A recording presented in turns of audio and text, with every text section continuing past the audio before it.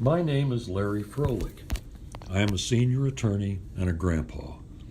The war on drugs has been a failure. We need to take a fresh look at our drug laws. The formal name of the drug laws in Arkansas is the Uniform Controlled Substances Act. The war on drugs is the policy of strict enforcement of that law.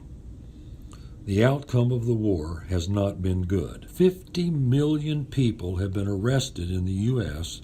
for drug law violations since the declaration of war in 1971.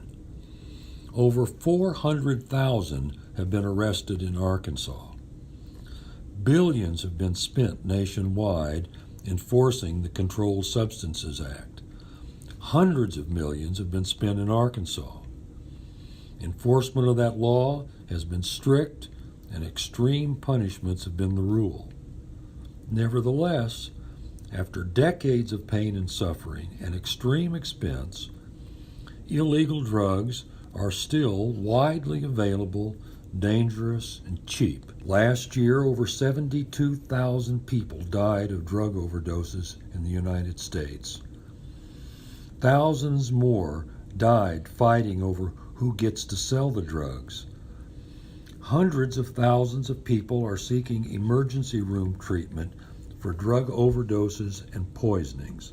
The war has been a miserable, expensive failure. The policy and the law needs to be reformed. I have 2 drug law reform projects underway. The first project is a campaign to motivate and inspire our state legislature to hold public hearings on the drug laws. I want 2 questions asked and answered at those hearings. First, what is the purpose of our drug laws? And second, is there a better way to accomplish that purpose?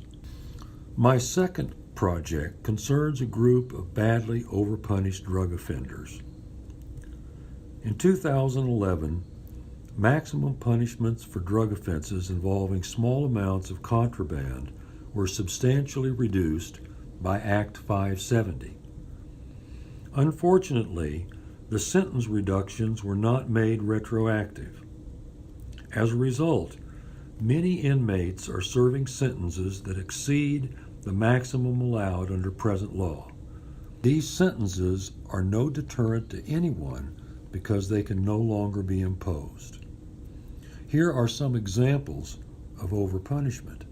Carlos Gomez is serving life in prison for the sale of 1.3 grams of cocaine. He has been in prison since 1990. We have spent over $600,000 punishing him for a $200 offense. I call it death by penitentiary. Current maximum punishment for his offense is 6 years.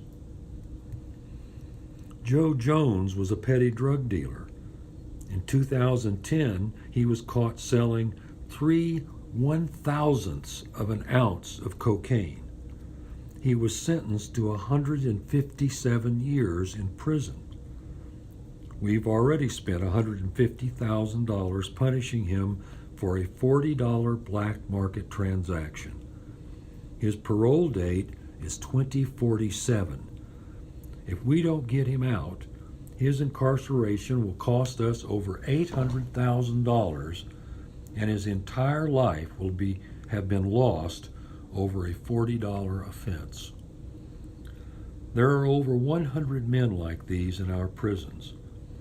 They are all serving sentences that can no longer be imposed. Their families cannot afford attorney fees. They need your help.